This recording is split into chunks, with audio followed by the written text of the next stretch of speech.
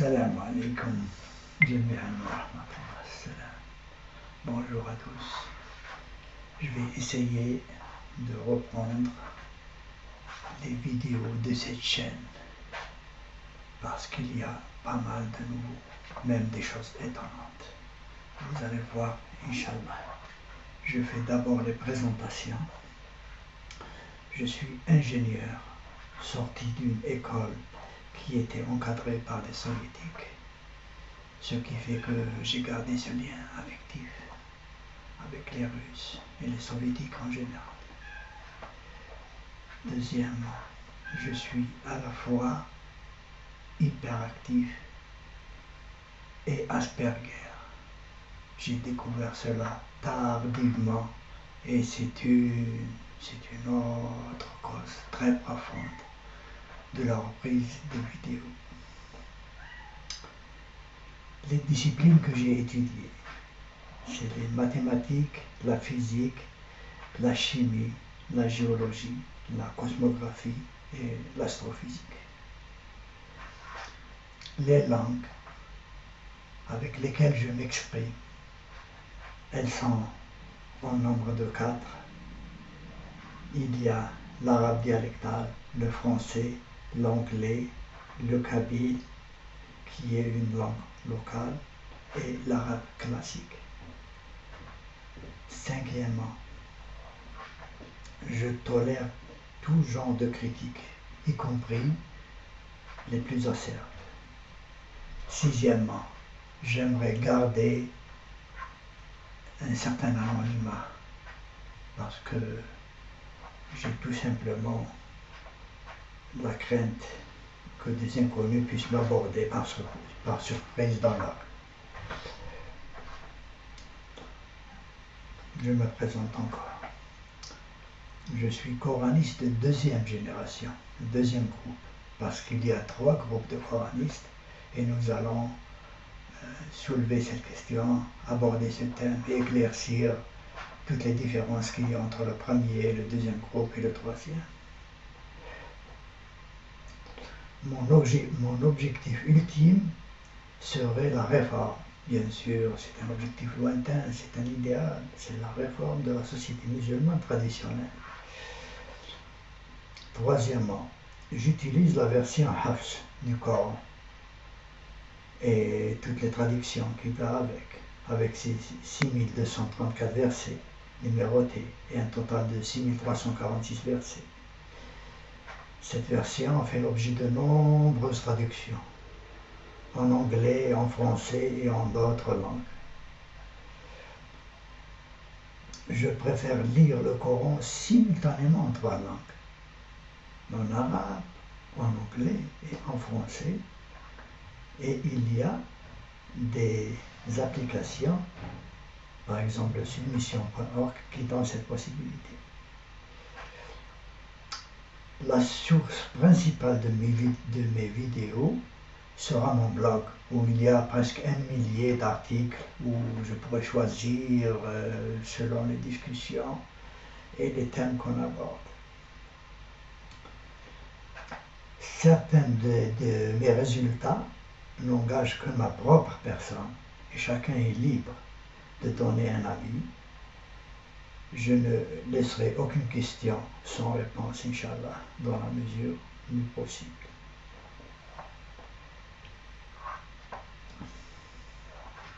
Voilà donc mes objectifs, c'est-à-dire les objectifs de la réforme. J'aimerais que la version Hafs soit officialisée comme référence pour qu'on s'entende sur tous les détails. J'aimerais que le découpage des chapitres soit universalisé. Chez moi, quand on lit le Coran,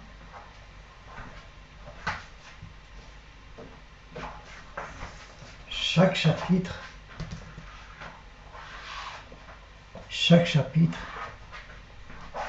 est découpé en paragraphes. Par exemple, dans les chapitres où il y a des histoires, on distingue nettement l'histoire de Moïse, l'histoire d'Abraham, l'histoire de Lot, etc. Et là où il y a des commandements, on distingue nettement les commandements différents dans chaque chapitre. C'est ce que j'appelle les paragraphes. On peut les appeler autrement, si vous voulez.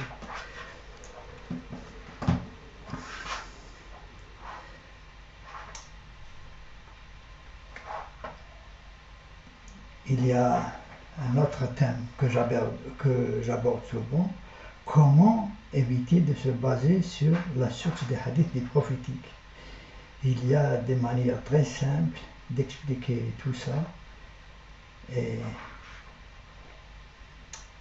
la notion de Millit Ibrahim, par exemple, ça doit retrouver sa place centrale dans la compréhension du Coran. J'aborde aussi la vraie définition de l'islam avec ses 3 piliers et non les 5, au verset 2, 62, Baqara 62. La vraie shahada, 3, 18, chapitre 3, 18, chapitre 3 et 18. Reconnaître certains juifs et chrétiens comme musulmans. Établir les 7 niveaux de l'assimilation du Coran. À savoir, on est d'abord musulman, ensuite on est mu'min, ensuite on est mu'min haq, ensuite on est réformateur, ensuite on est bel agissant, et on passe à l'excellence, c'est-à-dire al-bir. Cinquièmement, redéfinir les versets allégoriques et les versets directs, à savoir tout ce qui est de l'au-delà, c'est-à-dire la description de Dieu, la description du paradis, de l'enfer, de la résurrection, tout cela est décrit avec des termes allégoriques, jamais avec des termes directs. Et tout ce qui est commandement doit être décrit avec des termes directs, jamais avec des termes allégoriques. On doit aussi identifier les 38 paraboles et les récits, qui sont différents des récits réels. On aborde aussi les vraies définitions de Nabi et Rasul. Il y a une façon mathématique de faire un traitement avec des feuilles Excel, de prendre toutes les données qu'il y a dans le Coran et tirer des conclusions, parfois statistiques, parfois qui s'imposent d'elles-mêmes. 11e, revoir la notion de diviseur au verset 11 à 13 de Sourate Al-Hajj. 12e, reconsidérer le calendrier avec ses 4 mois sacrés, un thème qui est déjà abordé par pas mal de chercheurs de vérité. 13e, adopter une classification de l'ensemble des 570 commandements du Coran. Dans le Coran, j'ai pu compter 570 commandements. Les Juifs comptent 613 commandements dans leur Torah, et ces commandements doivent être classés. Et le classement de ces commandements en une douzaine de thèmes de base peuvent donner une lumière extraordinaire à la compréhension du Coran, à la compréhension globale du Coran. On peut aussi faire cela, c'est-à-dire faire une classification pour les renseignements, non les commandements, mais les renseignements du Coran. Et ça donne aussi un éclairage fantastique à la compréhension du Coran. On va aussi aborder les thèmes de la polygamie et ainsi que des héritages, parce que les lois qui gèrent les héritages sont issues des hadiths et ça donne des catastrophes, croyez-moi, des catastrophes sociales inimaginables. On va essayer, chacune de nos familles va essayer de retourner au partage selon le testament. Le testament doit s'imposer comme un kitab, c'est-à-dire comme salat, comme le fait de faire la guerre, comme le jeûne du Ramadan. Ça doit être une vraie obligation, le fait de faire son testament. Et toutes les lois de l'héritage qui sont dans le Coran, c'est en l'absence de testament. Seulement lorsque le testament est absent. Si le testament humain est présent, toutes les lois ne seront pas applicables. Enfin, la liberté de pensée et la liberté de culte. Il y a aussi la loi du multiple de 19 que j'ai pu vérifier en une décennie d'études. J'ai pu établir la façon d'utiliser les multiples de 19 dans le Coran afin de résoudre des questions comme celle de l'heure, c'est-à-dire ça.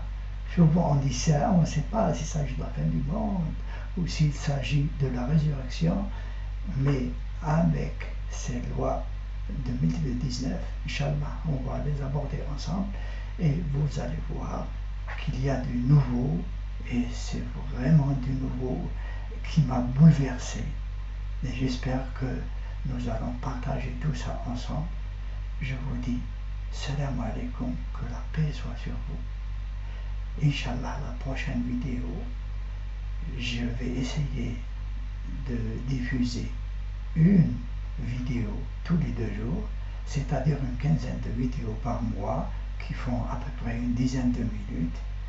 Allez, salut à vous, que la paix soit sur vous. Wassalamu alaikum wa rahmatullahi wa barakatuh.